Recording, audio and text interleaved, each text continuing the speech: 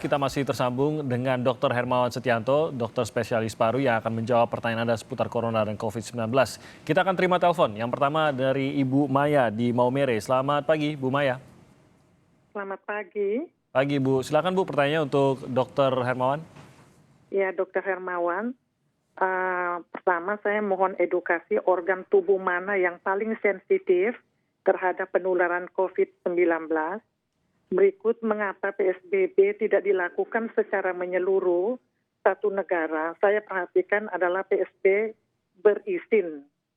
Ini menurut rekomendasi dari mana? Yang ketiga, apakah pra-pandemi COVID-19, masa pandemi COVID-19, dan masa purna pandemi COVID-19 dapat diprediksi? Apakah ramalan cuaca cerah, berawan, dan hujan itu beda-beda tipis dengan ramalan purna pandemi? Terima kasih, Dokter Hermawan. Terima kasih Ibu Maya di Maumere. Ada 3 pertanyaan tadi, tapi mungkin saya berikan kepada dokter nanti untuk menjawab sesuai kapasitasnya, karena tampaknya untuk alasan mengapa PSBB tidak dilaksanakan secara nasional mungkin di luar kewenangan Dr. Hermawan juga tentu saja. Tapi boleh dokter nanti kalau ingin memberikan pendapat mengenai hal tersebut. Kita lanjut dulu ke penelpon kedua, ada Pak Parda di Tangerang. Selamat pagi Pak Parda. Selamat pagi. Silakan Pak Parda, pertanyaan untuk Dr. Hermawan. Baik, Pak Dokter, saya ada 2 pertanyaan ini. Nah, yang pertama itu tentang OTG. Nah, OTG itu virusnya ada di mana? Dan apakah dia akan seumur hidup sebagai OTG? Kedua, tentang paru-paru yang diserang oleh COVID, corona ini. Dan mengapa sampai ada terendam air katanya. Dan penderitaan jadi sesak napas. Demikian Pak Dokter, 2 saja. Terima kasih. Baik, terima kasih Pak Parda di Tangerang. Kita akan menjawab keduanya. Yang pertama mungkin dari yang Ibu Maya untuk dijawab, Dok, mengenai organ yang paling sensitif terkena penularan virus COVID atau corona ini. Baik, terima kasih ya, ke Ibu Maya ya. Jadi kalau dari kajian ilmiahnya bahwa virus ini menempel ya, reseptornya adalah di ACE2 atau angiotensin converting enzyme 2. Jadi cantelannya lah ya kalau kita gampang menyebutnya. Nyantelnya di situ ya. Di manakah itu reseptor itu biasanya paling banyak adalah di saluran napas kita ya. Epithelial thorax kita ya di situ ya, panjang saluran napas. Makanya penderitanya biasanya tadi ya batuk ya, demam karena ada infeksi. Juga ada di beberapa saluran cerna kita ya. Makanya kadang-kadang ditemukan penderitanya juga diare. Ya.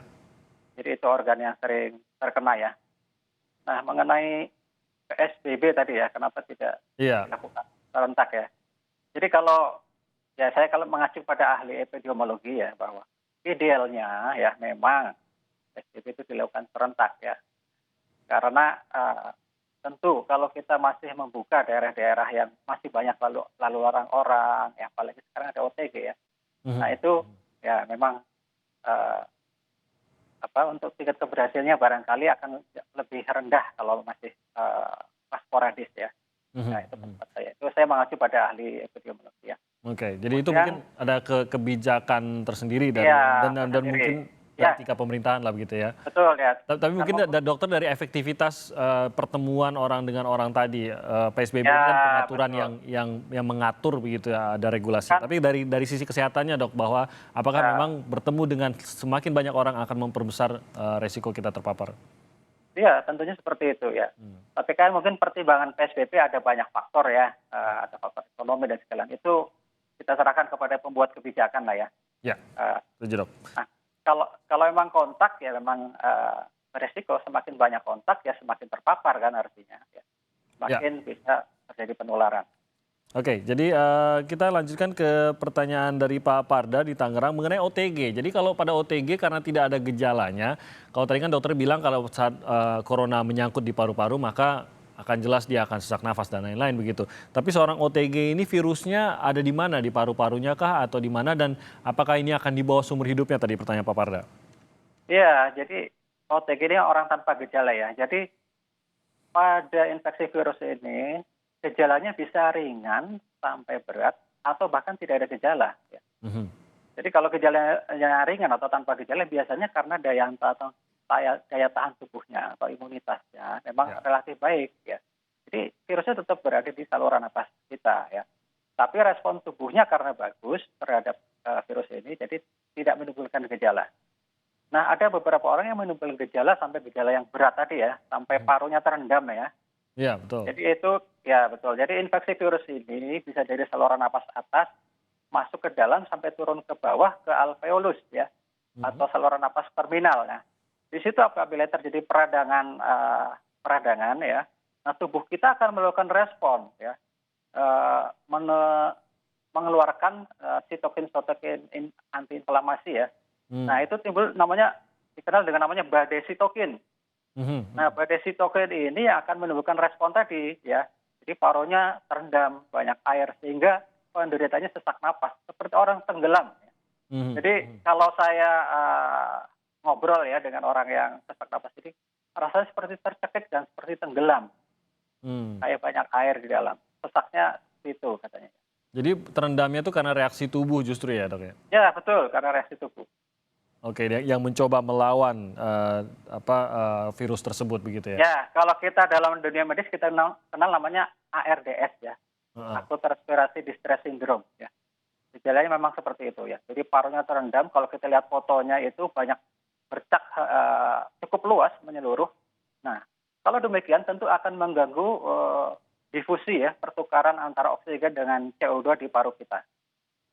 Oke, dan efek kalau dari COVID-19 ini apakah memang lebih cepat perkembangan hal tersebut, paru-paru terendam itu dibandingkan dengan mungkin yang biasa dokter temui di penyakit lainnya? Ya, seperti itu. Pada beberapa orang memang, kalau saya kan juga merawat pasien ya, memang kondisi perburukannya itu ada yang memang cepat ya, ada juga yang perlahan-lahan ya. Tapi biasanya itu tadi pada orang yang rentan ya, kaum yang rentan, orang tua dan yang punya komorbid itu, biasanya kalau sudah timbul seperti itu ya cepat memburuk. Emang imunitasnya memang rendah ya. Cepat memburuk dan bisa sampai ke tahap severe tadi ya. Tapi kalau paru-parunya sehat bisa jadi tidak sampai ke tahap buruk atau severe itu ya, Dok ya? Iya, betul. Oke, baik. Terima kasih banyak Dr. Hermawan Setianto atas waktunya bersama kami pada pagi hari ini menjawab pertanyaan seputar corona dan COVID-19. Terima kasih Dr. Hermawan.